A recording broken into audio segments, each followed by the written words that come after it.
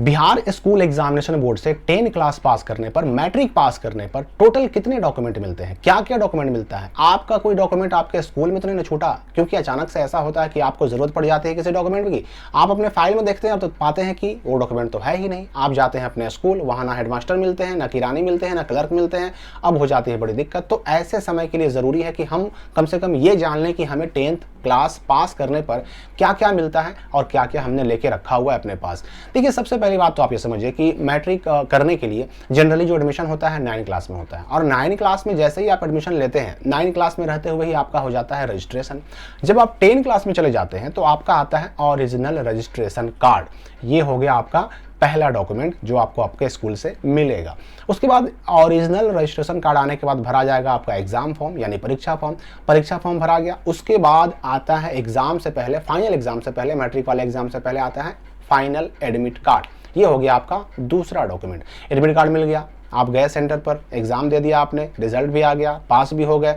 पास होने के बाद, रिजल्ट आने के बाद 2-3 महीने के अंदर आता है फिर ओरिजिनल मार्कशीट। ये हो गया आपका तीसरा डॉक्यूमेंट। और ओरिजिनल मार्कशीट के साथ ही आता है एक और मैट्रिक वालों का, 10th वालों का, क्या तो प्रोविजनल सर्टिफिकेट, जिसको हम लोग हिंदी में कहते हैं औपबंधिक प्रमाण पत्र। ये हो गया आपका चौथा डॉक्यूमेंट। अब इन चीज़ों को लेने के बाद मार्कशीट और प्रोविजनल सर्टिफिकेट, दो चीज़ें मिलेंगी।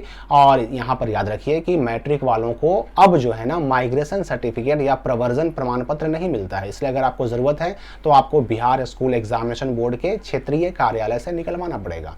तो 4 डॉक्यूमेंट हो गए, ये आपको स्कूल से मिलता है। अब याद रखिएगा कि जब आप मार्कशीट ओरिजिनल लेने जाइएगा और उसी के साथ जो प्रोविजनल है वो लेने जाइएगा, उसी वक्त आपको अपने स्कूल से बनवा लेना है SLC, स्कूल लिविंग सर्टिफिकेट, यानी विद्यालय परित्याग प्रमाण पत्र या विद्यालय स्थानांतरण प्रमाण पत्र। ये आपको बनवा लेना है SLC। ये हो गया आपका 5वां डॉक्यूमेंट। अब 5 डॉक्यूमेंट तो हो गए। अब जो है ना, आपने जिस साल मैट्रिक का या 10th का एग्जाम दिया है, उस साल जो एग्जाम आपका फरवरी में हुआ, उससे मोटे तौर पर 10 महीने 11 महीने के बाद एक लास्ट डॉक्यूमेंट आता है जिसको कहते हैं ओरिजिनल सर्टिफिकेट। और इसी को कहते हैं हम लोग मूल प्रमाण पत्र, इसी को कहते हैं पासिंग सर्टिफिकेट, या इसको सिर्फ सर्टिफिकेट भी कहा जाता है। अब ये 10th का ओरिजिनल सर्टिफिकेट कैसा होता है, 10th का मूल प्रमाण पत्र कैसा होता है, आप स्क्रीन पर देख सकते हैं। ये आपको सबसे आखिरी में मिलता है, ठीक है। तो इसमें समय लगता है, ठीक है। ये सबसे आपको आखिरी में मिलता है, और ये मिल गया तो समझिए कि सारी चीजें मिल गई। तो ये ओरिजिनल सर्टिफिकेट सबसे आखिरी डॉक्यूमेंट हो गया आपका, यानी कि छठा डॉक्यूमेंट हो गया।